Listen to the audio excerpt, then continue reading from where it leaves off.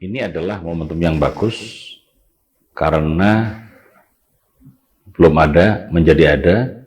Yang penting lagi adalah ini percepatan waktu. Kalau naik darat bisa 5 jam, ini 2,5 jam. Jadi waktunya lumayan efisien. Kita semua kan tahu, Ya. di saat liburan misalnya tanggal merah, apalagi puncaknya Nataru, Iya. itu Bali pasti antriannya panjang. Itulah sehingga di Jatim berkreasi untuk meluncurkan kapal cepat ini.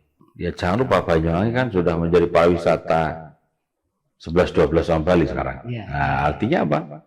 Teman-teman luar kota provinsi pun yang dari Jawa Tengah, Jawa Barat, terasi di Banyuwangi, menikmati wisata Banyuwangi, kemudian mau ke Bali mereka enggak awang-awang bocor, tidak menjadi gamang. Karena apa? Ada alternatif kapal cepat 2,5 jam. Nah, itu.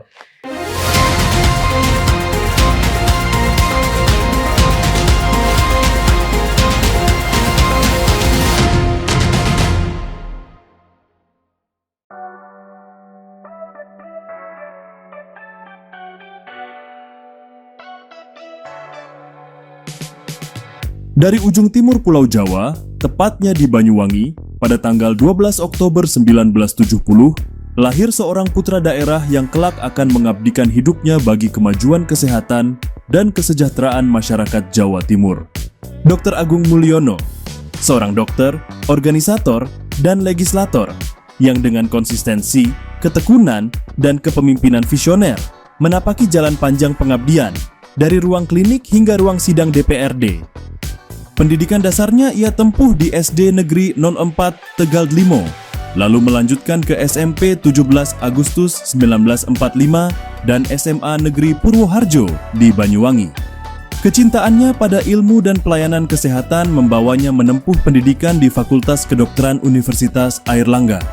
Ia meraih gelar sarjana kedokteran pada tahun 1994 dan resmi menjadi dokter pada tahun 1997. Namun, kiprah Dr. Agung tak berhenti di dunia medis. Dengan semangat kolaborasi dan semangat organisasi yang telah ia asah sejak muda. Dari OSIS, Pramuka, hingga organisasi kampus. Ia melangkah lebih jauh, menembus dunia politik demi memperjuangkan pelayanan publik yang lebih baik. Sebagai anggota DPRD Provinsi Jawa Timur sejak 2014 dan kini aktif di Komisi D, Dr. Agung Mulyono dikenal sebagai sosok yang vokal memperjuangkan isu-isu kesehatan, pendidikan, dan sosial kemasyarakatan. Ia juga aktif sebagai anggota Badan Anggaran DPRD Jatim, sebuah posisi strategis dalam menentukan arah pembangunan daerah. Tak hanya aktif di legislatif, Dr. Agung juga turut membesarkan Partai Demokrat di Jawa Timur. Ia dipercaya memegang berbagai posisi penting, dari koordinator Dapil, kepala Balitbang, hingga kini menjabat sebagai sekretaris fraksi dan bendahara DPD Demokrat Jatim. Selain itu, pengabdiannya di dunia kesehatan terus berlanjut. Ia pernah menjabat sebagai Ketua Umum Perhimpunan Klinik dan Fasilitas Pelayanan Kesehatan Primer Indonesia, serta konsultan kesehatan di berbagai perusahaan besar nasional, dari PLN hingga Semen Gresik. Dr. Agung Mulyono bukan hanya seorang dokter, ia adalah pemimpin, pembela aspirasi rakyat, dan pejuang di garis depan pelayanan publik. Dari ruang kelas di Banyuwangi hingga ruang sidang DPRD Jawa Timur, ia terus melangkah dengan hati untuk rakyat dan visi untuk masa depan. Dr. Agung Mulyono, untuk Jawa Timur yang sehat, adil, dan sejahtera.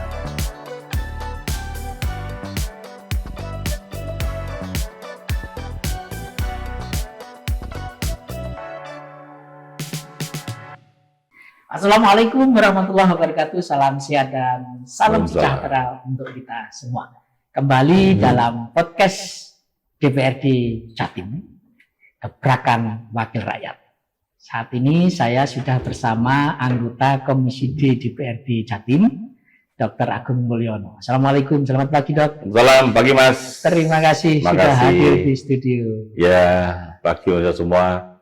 Dapil saya Stubondo Bondoso Banyuwangi, saya menyapa warga.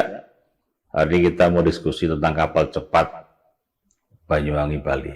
Oke, jadi Tribuners, tanggal 23 Juli lalu telah meluncur kapal cepat jalur Banyuwangi dan Denpasar. Dan saya lihat memang DPRD Jatim khususnya Komisi D ini yang paling getol mendorong terwujudnya konektivitas maritim antara Jawa dan Bali. Komentar Anda setelah launching seperti apa? Jadi memang persiapan ini sudah kita lakukan. Sebetulnya uji coba kemarin dilakukan di bulan Juli awal. Rencananya ya? Ini akhir. Jadi kita mau menaiki itu sebetulnya. Karena ada kecelakaan kapal tadi. Teman-teman negeri mikir tunu, mikir. Tapi udah dilaksanakan percobaan kemarin oleh di Subjatim. Mungkin kita akan berikutnya ikut juga ke sana. Jadi prinsip ini adalah momentum yang bagus karena belum ada menjadi ada. Yang penting lagi adalah ini percepatan waktu. Kalau naik darat bisa 5 jam, ini 2,5 jam. Jadi waktunya lumayan efisien. Karena Komisi D termasuk yang mengawal membidangi. Sebetulnya dulu itu apa ya? Gagasan besar semangatnya untuk meluncurkan kapal cepat itu. Ya, spiritnya adalah kita pengen growth ya, tumbuh ya. Ditambah yang kedua dengan problematika yang sering macet. Kita semua kan tahu. Di saat liburan misalnya tanggal merah, apalagi puncaknya Natal, itu Bali pasti antriannya panjang. Itulah sehingga di Subjatim berkreasi untuk meluncurkan kapal cepat ini. Kalau yang di daerah kita tahu namanya Transjatim, bis-bis yang udah ada kode 1 sampai 6 itu. Nah ini yang kapal cepat ini notabene Banyuwangi, Bali. Menurut saya ini alternatif atau solusi kemacetan. Saya yakin dengan ini nanti berjalan, misalnya respon masyarakat dengan bagus, maka efek-efek yang lain akan berdampak, terutama ke arah ekonominya. Dan yang kedua, orang tidak jadi malas lagi. 2,5 jam, cepet. Dulu ada pesawat, cuma setengah jam. Tapi kan mungkin okupasinya tidak tinggi, sehingga mungkin tidak jalan ya. Nah, ini harapannya kapal cepat solusi, karena murah. Yang tarif biasa 225, yang VIP 275, menurut saya murah itu. Dok, tadi sudah disinggung bahwa ini dampak multiplier efeknya ini akan kemana-mana ya, dengan lahirnya kapal cepat. Dan kita berharap sih ini bisa menjadi trigger untuk peningkatan pertumbuhan ekonomi. Otomatis. Bagaimana dok? Ini bisa agar terakselerasi ya, jalur UMKM, barangkali wisata juga ya. Jadi. Yang penting bagi saya sekarang bagaimana di Subjatim bisa memasarkan marketingisasi begitu masyarakat tahu, masyarakat luas. Ada kapal cepat ini yang notabene harga terjangkau. Kita lihat triwulan pertama. Saya selalu bilang semua program di Sub itu baik Transjatim nanti kapal cepat ada monitoring evaluasi, kurangnya apa, perlu pergi apa, benahi apa dan sebagainya. Sehingga ini menjadi program yang unggulan, yang memang kita anggap unggulan. Jangan sampai ini berarti tengah jalan. Penting, sosialisasi penting, memasarkan penting. Itu oke. Jadi kuncinya di marketing ya. Jadi setelah launching ini jangan diam. Jangan diam. Sosialisasi. Penting. Yang paling barangkali kalau di Jawa Timur yang paling menikmati dampak positifnya itu kan wilayah Banyuwangi dan sekitarnya ada Situbondo dan Bondowoso. Kira-kira enggak, menurut saya tidak hanya itu saja. Orang Jawa Timur pun, bahkan orang luar Jawa Timur kan banyak orang yang dari Jawa Tengah ya kan naik darat.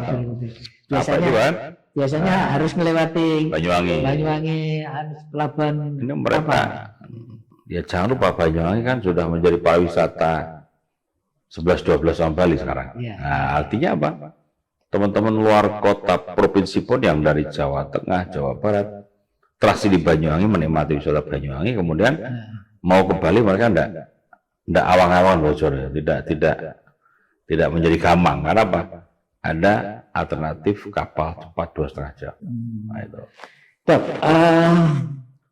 isu yang lain saya kira jangan sampai lahirnya kapal cepat ini justru yang menikmati ini hanya kelompok-kelompok tertentu, Dok. bagaimana ya mendorong upaya agar semua lapisan masyarakat bisa Enggak lah, berbincang aksesnya. 225 itu enggak mahal menurut saya. Ya, Artinya memang ada pilihan-pilihan, ya kan? ya, Ukuran 225, perjalanan 2,5 jam, enggak mahal. Yang mau VIP 275 itu enggak terbatas kan berapa jumlahnya kan proporsinya. Menurut saya paling penting dicoba dulu. Ya. Nanti dengan keterjangkauan ini respon masyarakat bagaimana? Satu kapal kan enggak banyak, sekitar 250-300 penumpang kan. Dan ingat misalnya ini bukan untuk penumpang barang tapi untuk orang yang ingin cepat ini. Itu. Ya. Nah, dan memang yang terpenting itu karena ini nanti kan dikelola secara digital ya Dok ya. Ya. Sehingga apa ya sosialisasi itu menjadi penting untuk masyarakat. Tapi ngomong kalau misalnya ini tidak penuh ya Dok, itu tetap jalan sesuai jadwalnya ya? Jadwal. Oh luar biasa. Ini penting sosialisasi. Nanti saya usul deh, katakanlah seminggu pertama dibuat diskon gitu. Ini menarik. Sosialisasi ya. Ini kan berarti kan 23 Juli baru 5 dicoba kemarin. 5 harian lah ya Dok ya. Dok, sebagai anggota Komisi D, kira-kira ke depan ini apa akses antar wilayah menjadi sangat penting. Yes. Ini salah satu ya menghubungkan akses Banyuwangi ke Denpasar. Barangkali untuk tahun ini ada rencana nggak untuk juga menghubungkan daerah-daerah lain kayak misalnya Pacitan dengan Lombok gitu ya, atau Situbondo dengan langsung ke Bali. Ada pemikiran seperti itu juga? Oh belum, karena bertahap ya. Karena justru ini adalah kita pengen melihat responnya di tahap Banyuwangi Bali. Ini kan rute-rute yang dulu dulu ya. Istimewa, prioritaskan dulu.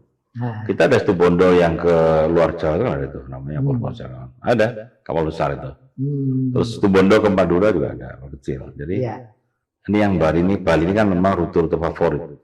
Jadi kita lihat, saya yakin mestinya rute favorit ini adalah banyak yang minat dan bahkan siap ditambah armada kalau sampai nanti minatnya banyak. Itu aja.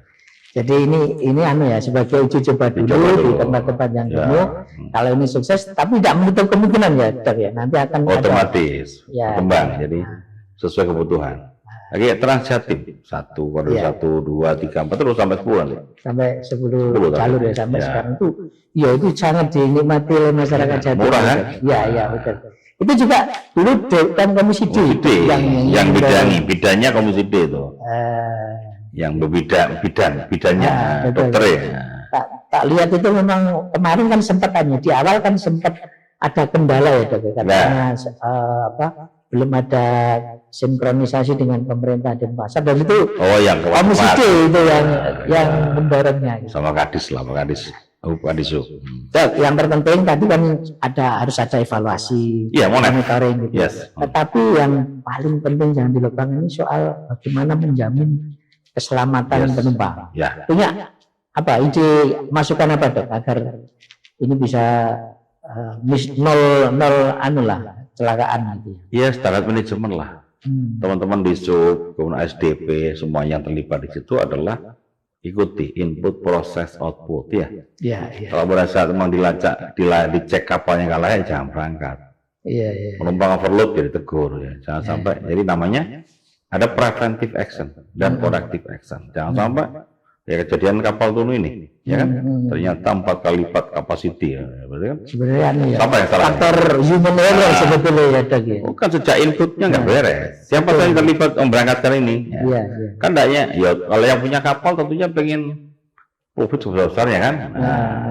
Tapi ada standar-standar yang perlu dipatuhi oleh kapal, oleh aparat di situ yang bertugas memverifikasi awal kebakaran kapal. Jadi inputnya udah nggak bener. Prosesnya, outputnya nggak bener. Jadi input itu penting. Protap di awal penting. Itu ya yang paling Dan kapal cepat tentunya saya berpesan kepada Disub juga ditegakkan, diutamakan keselamatan, kenyamanan ya. Karena ombak di Bali ini kan unpredictable. Tapi saya pernah nanya katanya kalau pinggir katanya, katanya, ya nggak tahu. Artinya tetap apalagi kapal cepat notabene yang tidak banyak, ya kan, pasti dirawat dengan baik dan tentunya diperketat dengan kejadian kecelakaan kemarin. Ya. Dok, ini kan infrastruktur transportasi ini kan menjadi isu penting ya dalam pertumbuhan ekonomi. Sebetulnya apa ya yang harus kita dorong ke pemerintah agar setelah ada ini kemudian dimanfaatkan secara maksimal gitu. Jadi apa ya istilahnya do and done-nya itu apakah apa yang harus dilakukan misalnya pelaku wisata lalu pelaku UMKM misalnya untuk memanfaatkan fasilitas-fasilitas yang sudah ada. Itulah namanya kolaborasi. Kalau disipnya fokus, artinya gini, masing-masing mengerjakan pada tupoksi masing-masing dengan baik, maka titik temunya di situ, ya kan? Disup dengan kreativitas kapal cepatnya, ya kan? UMKM koperasi juga melakukan pembinaan dengan baik, ya kan? Pariwisata dengan baik, disebut barnya dengan baik, ya kan? Bina warga dengan baik. Saya yakin akan ketemu gini, semuanya untuk rakyat, ya kan? Nah, otomatis jangan pincang, justru nanti mendorong itulah peran bupati, peran pada gubernur, mengorkestra bagaimana dinas-dinas yang terkait itu terlibat langsung seirama. Jangan sampai gubernur mau ke depan kecepatan 90 km per jam, dinasnya masih 30 jam. Harus dipacu untuk mengikuti ini.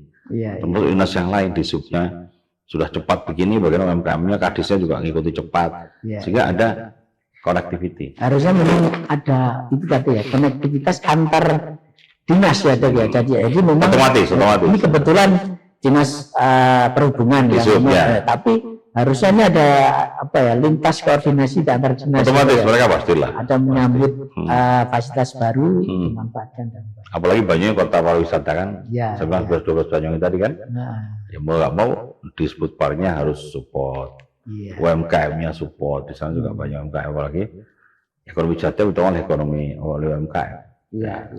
Oke. Dok, tapi catatan kritis Dr. Agung terkait infrastruktur ya khususnya. Ini sebetulnya apakah ada hal yang perlu kita akselerasi di tengah kemarin sempat ada efisiensi anggaran. Sebetulnya apakah sudah cukup sih yang ada di APBD barangkali di RPJMD pemerintah provinsi untuk membangun konektivitas antar daerah? Masih cukup. Jadi itulah diperlukan kreativitas OPD, kepala dinas. Di saat mereka anggaran besar, dia punya prioritas. Di saat anggaran kecil dia efisiensikan juga punya prioritas. Karena apa? Itulah kelihan manajemen. Dan saya yakin teman-teman OPD otomatis dia menyesuaikan itu. Jadi kalau justru itulah ujiannya kepala dinas, ujiannya kepala OPD. Bagaimana memanage anggaran yang ada itu, tapi dia masih bisa punya prioritas yang ditonjolkan. Itu. Jadi ya. Gak ada masalah, problem. Kan semuanya sama-sama efisiensi. Gak sendirian toh. Tapi se-Indonesia itu. Nyatanya pemerintah provinsi Jatim banyak sekali ya terhadap. Tapi ada tantangan itu? Mungkin tantangan terbesar yang dihadapi pemerintah untuk mewujudkan konektivitas itu sebenarnya apa sih? Selain mungkin soal anggaran dan segala macam. Apa tantangan terbesarnya menurut Dr. Agung? Itu banyak faktor, SDM-nya, respon masyarakat. Kalau kapal cepat kan cuaca, ya kan? Infrastruktur juga cuaca. Jadi banyak hal, tapi yang penting adalah tetap jalan aja, yakin, jalan aja. Ada anggaran, ada program, jalani aja udah. Gitu ya. Tapi pemberitahuan yang betul dengan monef yang bagus, saya yakin akan jalan. Dan setelah ini apa Dok? Setelah launching ini monef ini, apakah ada rencana-rencana khusus ya? Enggak, tetap Trans Jatim yang koridor berikutnya harus jalan. Ini selingan tuh ini, fokus itu jalan. Ada rencana nggak misalnya Trans Jatim ini juga menghubungkan akhirnya juga ke Banyuwangi misalnya suatu ketika? Kita usulkan kemarin, kita usulkan Situ Bondo, Bondowoso, Banyuwangi ya. Tapi kan disub akan nilai mana yang priority. Karena kan Situ Bondo, Bondowoso, Banyuwangi kalian juga tidak tapal kuda kan? Kalau ada bis Trans Jatim. Nah, Itu ya. Jadi nanti ya, benar-benar kita mudah-mudahan masuk 10 prioritas tadi kan ada 10 koridor tadi. gitu ya. Jadi betul-betul. Dan dapur saya lagi keren Bang. Wah. Tapi kemarin ada masukan apa Dok? Dari daerah pemilihan Dr. Agung begitu ini diluncurkan, mungkin ada masukan. Belum sempat saya karena baru mulai kan. Baru. Justru nanti di tengah-tengah Monef tadi kita saat reses ya kita bisa ikut Monef. Tapi selama ini juga memang menjadi concern masyarakat di Banyuwangi dan sekitarnya soal apa ya, desakan untuk ada jalur alternatif dari Banyuwangi ke Denpasar ya, memang ya Dr. Agung. Desakan besar ada sebetulnya. Itu murni inisiatif Anda juga ya. Inisiatif pengusaha dan mungkin disu karena melihat peluang. Dan itu tak bertahun-tahun. Karena kita kalau saya pulang ke dapil itu pada saat momen libur kan panjang sekali antriannya. Merah gitu kan, kembali. Jadi itu betul-betul ya sebetulnya apa kreativitas di sublah ya. Itu yang harus masukan kita DPR ya kan. Total berapa Dok yang disiapkan kemarin untuk anggaran ini? Waduh, detail saya. Ya. Karena itu kerjasama dengan pihak swasta, kapal-kapal swasta. Oh gitu. Ya, kita menyediakan pelabuhannya. Oh gitu ya. Sewanya pelabuhan di sub. Jadi sarana prasarananya swasta semua. Kapalnya swasta. Oh, fasilitasnya pemerintah, lalu pengelolanya ini dari swasta. Mereka sewa aja sewa tempat. Oh gitu ya. Sewa pelabuhan. Sehingga nanti tidak ada bagi hasil atau nggak ada? Pasti dapat. Oh gitu ya. Ada hitungannya dia. Per tiket berapa ada hitungannya. Terus sewa tempat ada hitungannya. 2 kali itu kayaknya. Terus nggak tahu detail, intinya kemarin globalnya begitu. Tapi ini dapat. Jadi baik swasta maupun pemerintah juga dapat juga ya. Dapat masuk di UPT sana atau di sub. Tapi kalau yang dari pemerintah Denpasar sendiri, Dok, ada masukan apa ya agar ini bisa benar-benar? Belum, paling yang Pak di sub langsung, jadi kita tidak ikut terlibat itu. Kita hanya mendorong karena sempat tertunda kemarin, kurang komunikasi, kita dorong komunikasi apa masalahnya. Karena jangan sampai tidak connect, tidak klonulun, tidak disambut dengan baik. Kita kan kerja bareng antar 2 provinsi. Ya. Dok, selain apa ya, isu soal transportasi ini ya, sebetulnya untuk meningkatkan pertumbuhan ekonomi di wilayah Bondowoso, Banyuwangi itu selain faktor pariwisata apa saja potensi di sana? UMKM ya. Ini dua. Contoh Bondowoso kopi ya. Jadi artinya ini pasca COVID, insya Allah ada tren baik lah. Karena COVID tentu tahu semuanya, bandara tutup, terminal tutup, warung tutup ya. Ini udah perlahan-lahan akan bagus. Makanya UMKM udah dibina. Kami pun dari DPR juga ada program UMKM nanti, pelatihan lah, bimbingan lah, pendampingan lah ya. Jadi tidak hanya pariwisata, UMKM ya. Pertaniannya, pemerintah sekarang sudah ketahanan pangan, ya kan? Nah, kita harus gerakkan semua. Saya yakin loh teman-teman di Dapil bergerak masing-masing dengan runutan pusat, ya akan jalan lah. Tapi ada apa ya? Tadi sudah disinggung sih, ada rencana-rencana besar untuk mengkonekkan seluruh wilayah di Jawa Timur lah ya, kira-kira begitu ya. Tetapi ini ada skala prioritas tentu ya. Untuk tahun ini sebenarnya apa sih yang jadi prioritas untuk konektivitas antar daerah?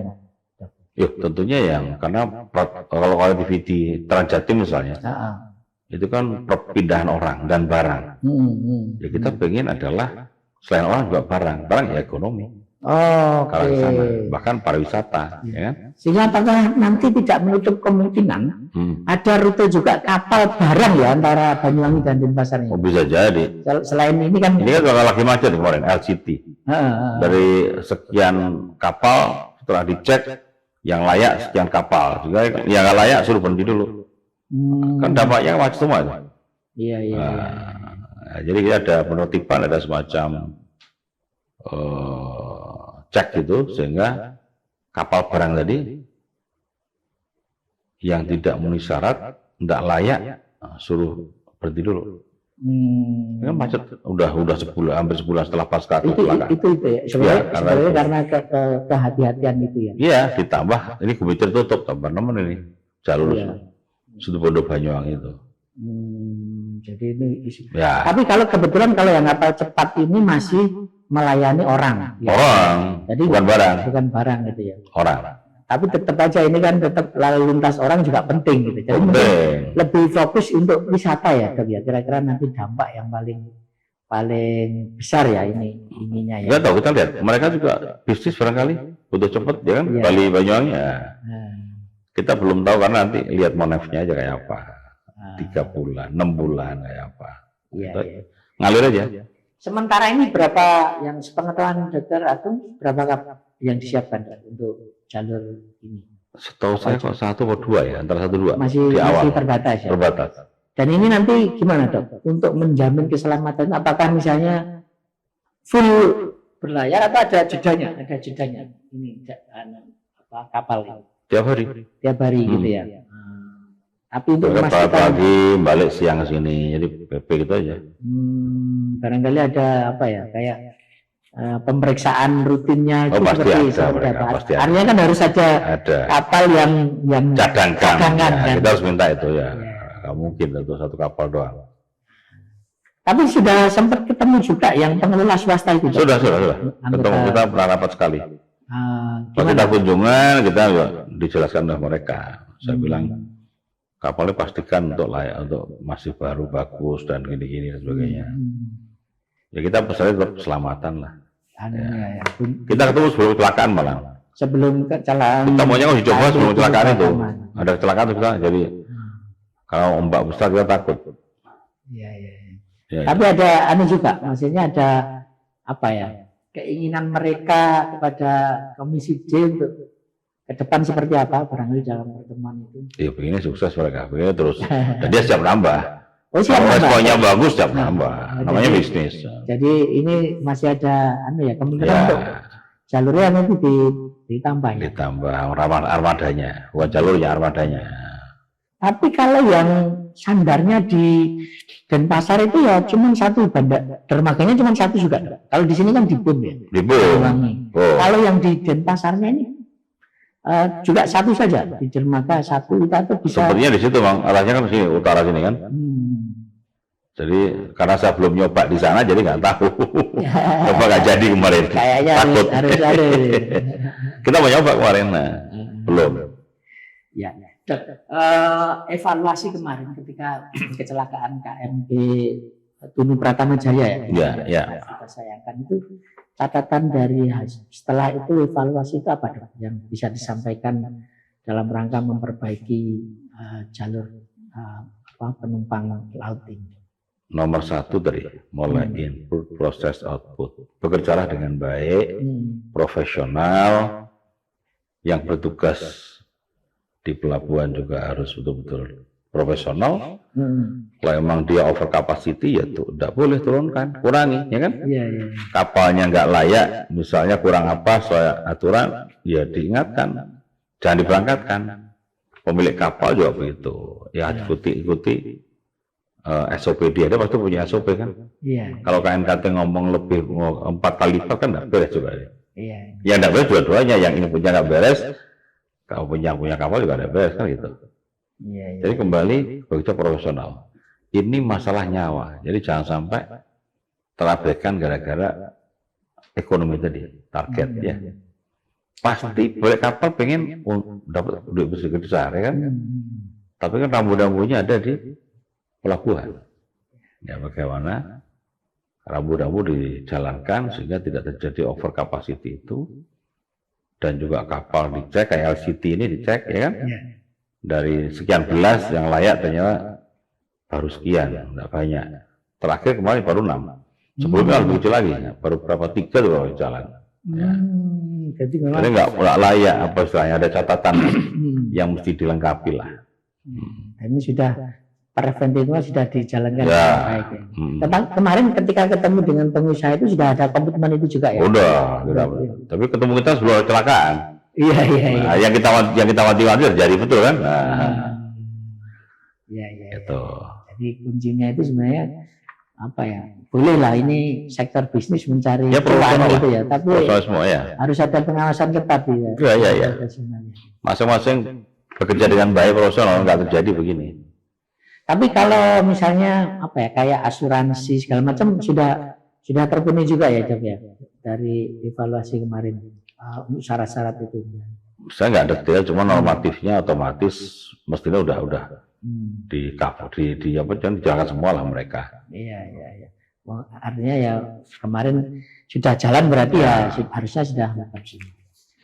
Baik Job, saya kira kita di ujung obrolan kita tentang kapal cepat Banyuwangi dan Pasar ini bisa kasih statement terakhir Dok, apa yang ingin disampaikan ke masyarakat khususnya di masyarakat Banyuwangi dan sekitarnya setelah kelahiran kapal cepat Banyuwangi dan Pasar. Monggo Dok, silakan. Jadi hari ini kita diskusikan kapal cepat Banyuwangi ke Bali dan Bali Banyuwangi. Warga Jawa Timur dan mungkin Jawa Tengah, Jawa Barat, cobalah gunakan kapal cepat ini ya. Karena momennya adalah pas. Dan yang kedua adalah ini efisien. Naik darat bisa 5 jam, naik kapal cepat ini 2,5 jam. Ya, jadi ini mudah-mudahan menjadi solusi. Kebetulan dapil saya di Banyuwangi. Mudah-mudahan masyarakat Banyuwangi merespon ini dan senang dengan alternatif ini. Apalagi orang Banyuwangi kan banyak bisnis di Bali. Iya. Ini menjadi kemudahan, menjadi suatu alternatif perjalanan yang lebih cepat. Menurut saya harganya pun terjangkau di situ. Dari 225 yang biasa, 275 yang VIP. Tetapi bagi pemilik kapal atau ownership, tolong tetap jaga keselamatan ya. Karena Bali beberapa kali itu kecelakaan adalah faktornya adalah seperti itu. Ini harus di preventive action jalan dan corrective action juga jalan. Kalau terjadi kecelakaan kayak kemarin, untuk Tunu Pratama itu juga harus cepat nolongnya itu. Kemarin lihat kan lumayan agak lambat ya. Oke, terima kasih pemirsa semuanya. Sampai jumpa dan menikmati kapal cepat. Terima kasih. Oke, baik Tribuners dan pemirsa Harian Surya dimanapun berada. Itu tadi obrolan saya dengan Bapak Dr. Agung Mulyono, anggota Komisi D DPRD Provinsi Jatim. Sampai ketemu dengan tokoh-tokoh lain dalam acara yang sama, podcast DPRD Jatim Gebrakan Wakil Rakyat. Saya Tri Mulyono, pemeredaksi Tribun Jatim Network. Mohon undur diri. Assalamualaikum warahmatullahi wabarakatuh. Salam sejahtera, salam sejahtera untuk kita semua. Amin.